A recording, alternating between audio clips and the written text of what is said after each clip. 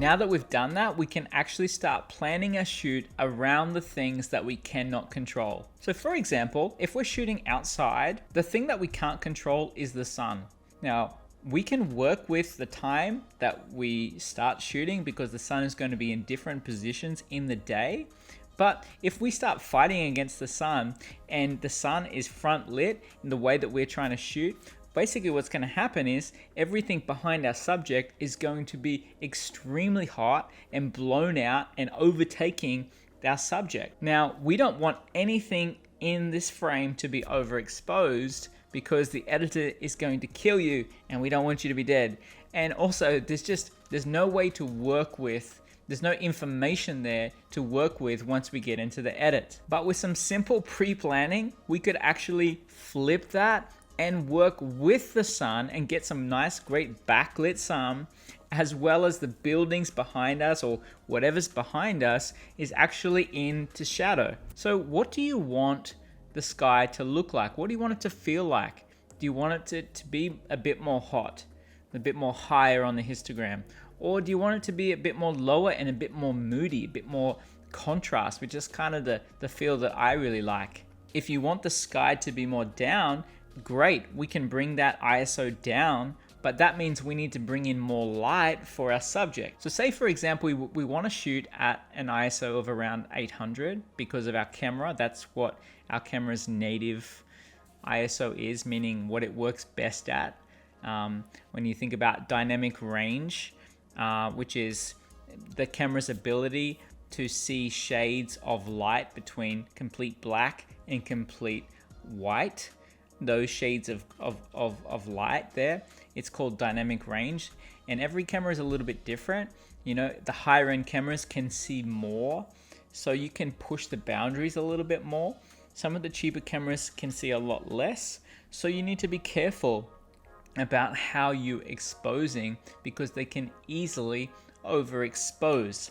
So say you want to shoot an 800 because of your camera, which is quite common, and you would like to shoot at 2.8 aperture because you just want to get some depth of field. You want it to feel some shallow depth of field, and maybe the rest of the project is also being shot at that same aperture. So you're trying to keep to those two numbers. So how do you get the right exposure then? Well, you just need to simply keep bringing in light until you get the right amount of exposure on your subject's face. So you might start at one level and realize it's not enough, so you just keep on working it up until you get that nice exposure on the key side of your face. A great way to use this again is our false color.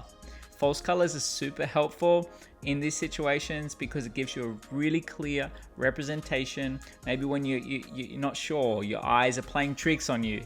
So the false color doesn't lie, it's what your camera is actually seeing. So if you're inside of a building, what would be the thing that you can't control? It's probably the windows.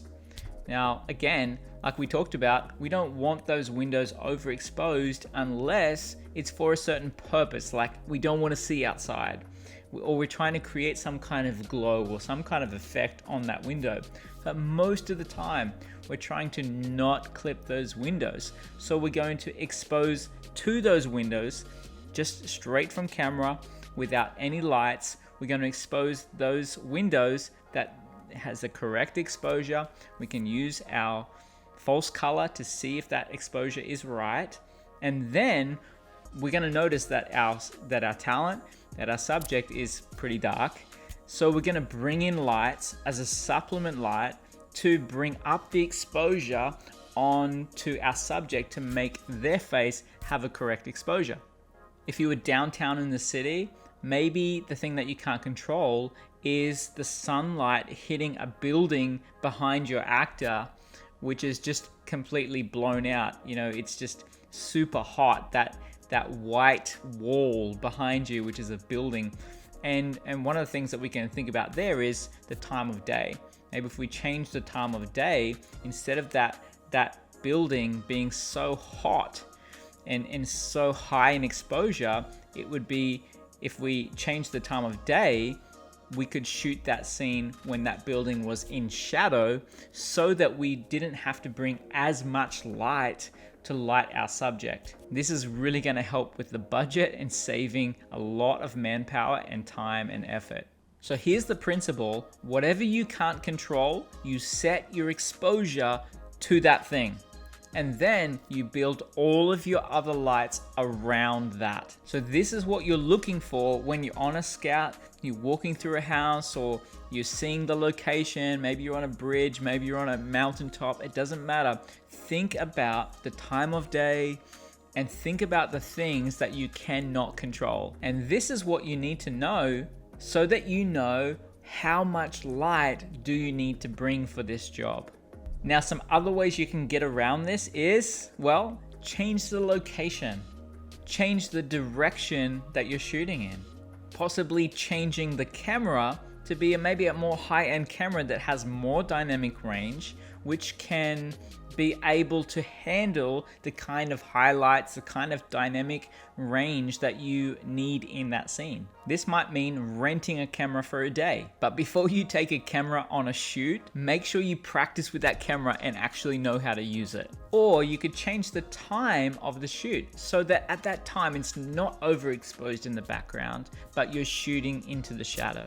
Now, with all of that said, let's get into the 5-step blueprint on how to get cinematic shots.